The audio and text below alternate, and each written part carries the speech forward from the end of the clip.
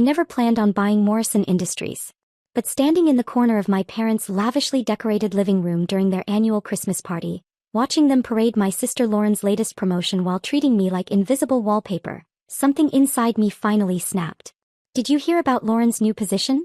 My mother gushed to anyone within earshot, champagne glass swaying dangerously in her manicured hand.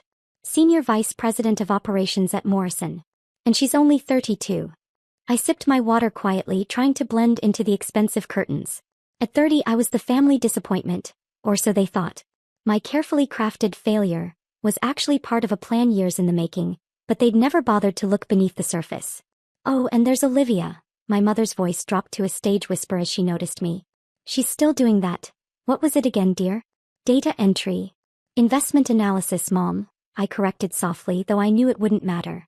She'd already turned away, drawn to Lauren's latest story about her corner office view. My father appeared beside me, his disapproval radiating like a physical force. You know, there's still an entry-level position open in accounting at Morrison. Even the janitors there make more than you do at that small firm of yours. I thought about my small firm, Phoenix Capital, the private equity company I'd built from scratch over the past 5 years. The same company that now controlled nearly 30% of Morrison Industries through shell corporations and quiet acquisitions. My parents had no idea that their precious Morrison Industries was already dancing in my palm. I'm comfortable where I am, Dad, I replied, watching his face darken at what he perceived as my lack of ambition. Comfortable? He scoffed. You live in a one-bedroom apartment while your sister has a penthouse. You drive a used Honda while she has a Mercedes. You're such a disappointment, Olivia. Your mother and I gave you every opportunity and you threw it all away. Every opportunity? I suppressed a bitter laugh.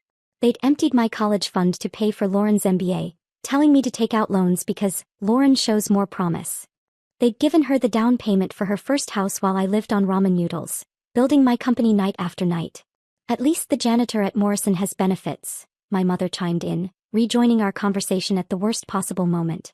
Really, Olivia, it's embarrassing. Everyone here has made something of themselves except you. I scanned the room full of Morrison executives and their families, all here because my father was the CFO. They had no idea that tomorrow morning Phoenix Capital would complete its final acquisition, taking majority control of Morrison Industries. No idea that the worthless daughter they dismissed for years was about to become everyone's boss. The party dragged on, each minute bringing fresh humiliation. Lauren's fiancé, Thomas, who also worked at Morrison as head of legal, couldn't resist adding his own jabs. Hey Liv, he smirked, catching me alone by the dessert table. Heard about another opening in the mailroom. Should I put in a good word for you? I smiled politely. No thanks, Thomas. I'm sure you'll be busy enough tomorrow. He had no idea that his merger proposal, the one he'd been bragging about for months, sat and signed on my desk at Phoenix Capital. As guests began to leave, my mother cornered me one final time. Really, Olivia, this has gone on long enough. You're 30 years old. When are you going to do something worthwhile with your life? I set down my glass and looked her directly in the eyes. Actually, Mom, I have a pretty big day at work tomorrow. She waved her hand dismissively. What, finally getting a promotion to senior data entry? Something like that, I replied quietly. You should watch the morning news. Morrison Industries is making a big announcement. She rolled her eyes. Oh please, I think we'd know if anything important was happening at Morrison. Your father is the CFO after all. If only they knew that my father's position as CFO was precisely why I'd kept my identity as Phoenix Capital's CEO a secret. The SEC tended to frown on that kind of family connection during takeovers. I left the party early, ignoring my mother's comments about my lack of social graces. In my car, I made one final call to my VP of Operations. Everything set for tomorrow, James? All ready, Ms. Bennett. The board voted to approve the final acquisition an hour ago. You'll be introduced as the new CEO at the 9 a.m. meeting. I smiled, thinking of my father's mandatory 9 a.m. executive briefing.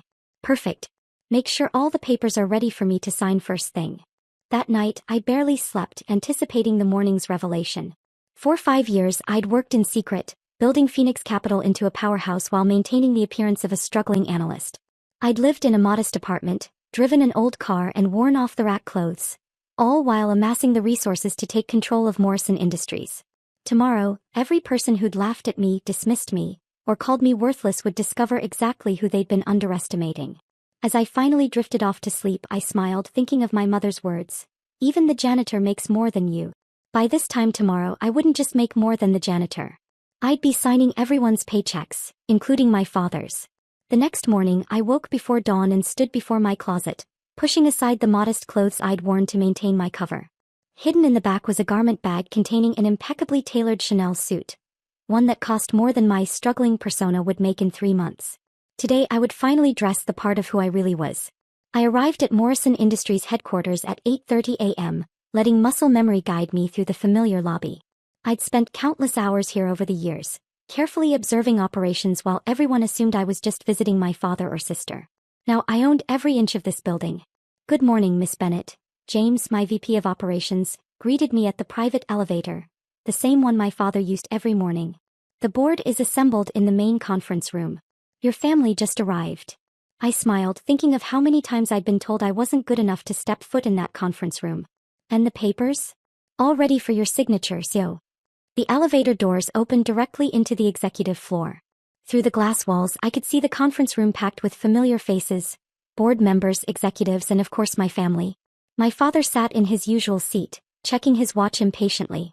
Lauren perched beside him, whispering something to Thomas.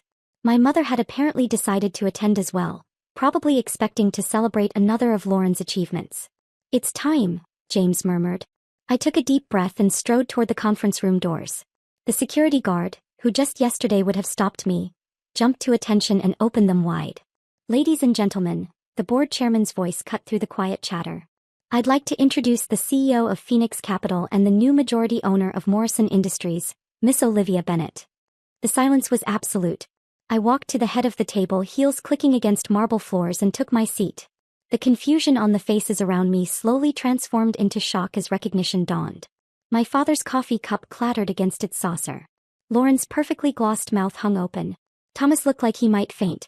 But it was my mother's expression that I'll remember forever.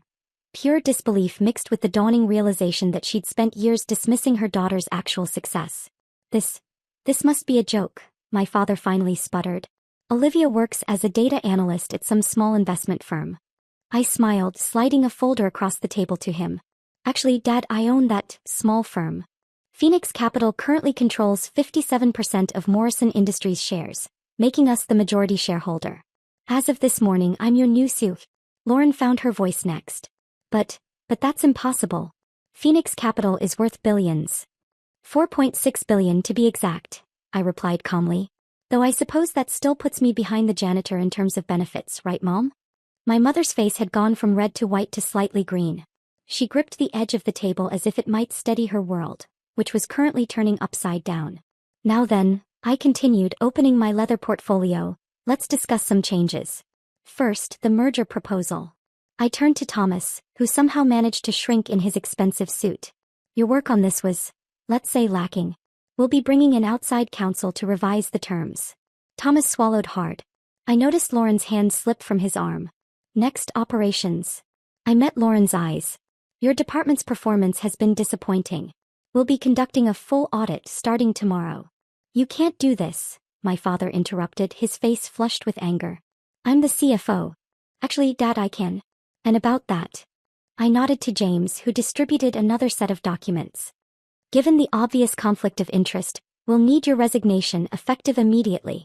Don't worry, your severance package is quite generous." The board members watched in silent fascination as my family's carefully constructed hierarchy crumbled. Years of their dismissive comments and casual cruelty played through my mind. "Even a janitor makes more than you. When are you going to do something worthwhile? You're such a disappointment." Now they sat before me, their positions and power dependent entirely on my decisions. "Of course," I added, "if anyone objects to these changes, you're welcome to seek employment elsewhere. Though I should mention that Phoenix Capital has significant influence with most major firms in the industry." My mother finally found her voice, though it quivered. "Olivia, honey, we didn't know. We never meant to treat me like I was worthless." I finished for her. To spend years mocking my career while I was building an empire? To use every family gathering as an opportunity to remind me of my failures? "We were just trying to motivate you," my father protested weakly. "Well, congratulations," I replied. "It worked. You motivated me to succeed beyond your wildest expectations. And now here we are." I stood, smoothing my Chanel suit. "This meeting is adjourned. James will distribute the new organizational charts this afternoon. I suggest everyone review them carefully. Your future positions, if you still have them, will be detailed there. As people filed out, my family remained frozen in their seats, still struggling to process the morning's revelations. Lauren looked like she might cry, her mascara already smudging at the corners. Oh, and Mom. I paused at the door. About what you said last night, you were right. I did get a promotion today. I trust this position is worthwhile enough for you. The aftermath was exactly what you'd expect. Lauren quit before I could fire her, dragging Thomas with her to some mid-level firm where they quickly discovered their talents were far less impressive without family connections to smooth their way. My father's resignation made headlines in the financial papers, though I allowed him to call it a retirement to save face. My mother tried to rewrite history, telling anyone who would listen that she'd always believed in me. I just knew Olivia would do great things, she'd gush at social events. A mother can sense these things. I let her maintain the illusion. After all, I had what I wanted, success on my own terms without their help or approval. 3 months later, I hosted my own Christmas party in my penthouse apartment, the one I'd owned for years but never revealed. I invited the entire Morrison Industries board, along with key executives and their families. My parents and Lauren received invitations too, though I knew they wouldn't come. Standing at the window overlooking the city where I'd built my empire in secret, I thought about the long path that led here.